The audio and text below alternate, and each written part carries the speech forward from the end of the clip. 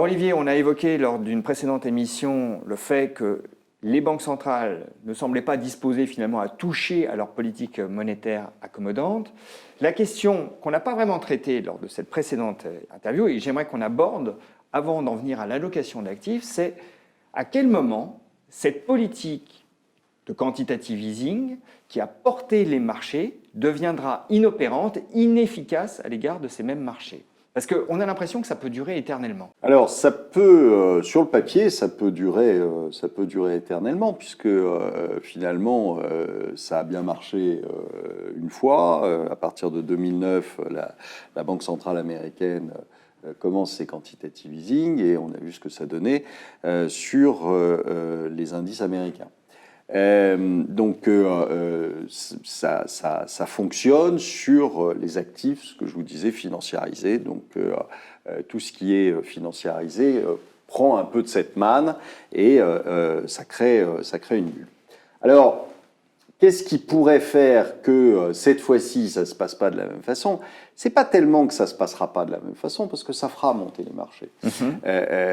Alors, vous avez après deux choses, mais ce n'est pas forcément les marchés qui partiront, c'est la devise.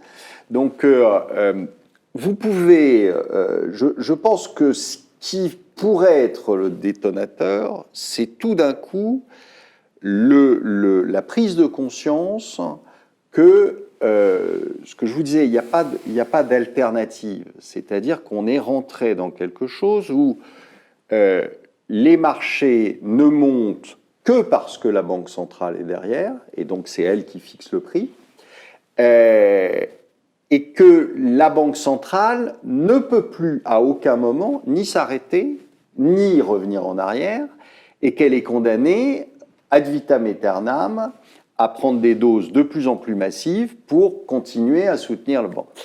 À partir de ce moment-là, ce qui n'était pas du tout dans la tête quand il y avait les premiers quantitative easing, puisque tout le monde pensait que on allait faire ça sur une période donnée, et puis qu'on allait s'arrêter, et puis que ça serait terminé.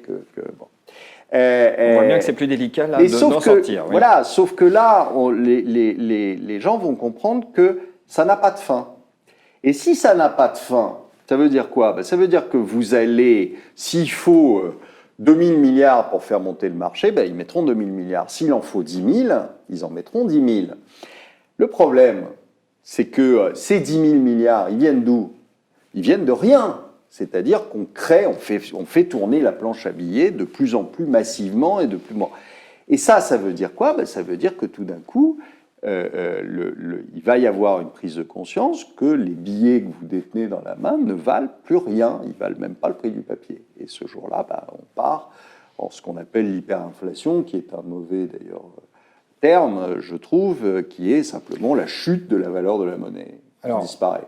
C'est un argument qui s'entend, mais est-ce que, comme tout le monde se tient par la barbichette, puisque le Japon fait du quantitative easing depuis des décennies, la BCE est engagée dans du quantitative easing et ne semble pas pouvoir y renoncer avant belle lurette. Les États-Unis voulaient sortir du quantitative easing, ils ont arrêté les achats d'actifs. Ils ont commencé à réduire leur bilan, mais ils cessent les hausses de taux. On voit bien que là, ils sont un peu fragiles dans leur fermeté. Est-ce que le fait que tout le monde finalement continue que les principales banques centrales continuent à jouer ce jeu ne neutralise pas la possibilité d'un effondrement de la monnaie? Mais non, parce que... Après, moi, je ne peux pas vous dire quand les gens vont se réveiller, mais pendant ce temps-là, si vous voulez, ce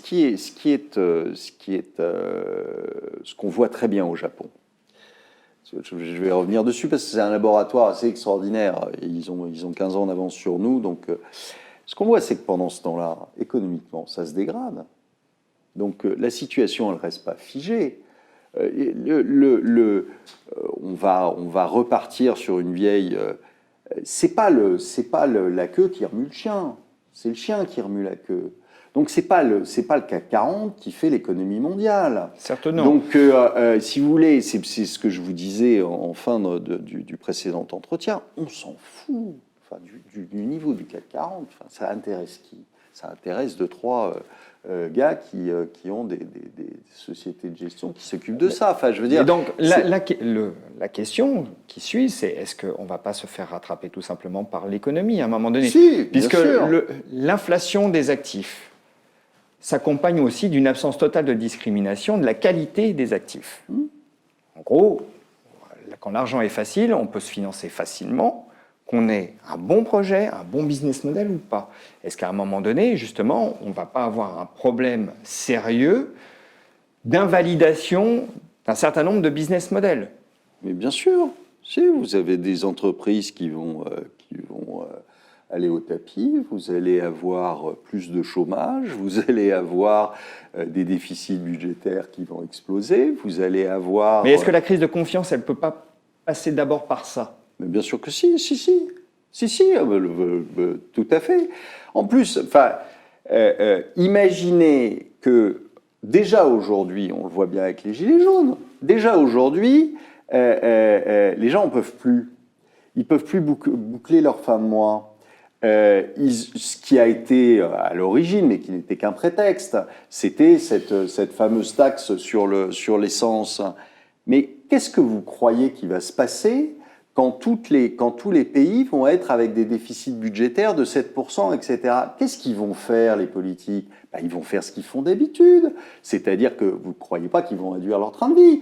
Donc, qu'est-ce qu'ils vont faire? Ils vont mettre des taxes, ils vont mettre des impôts.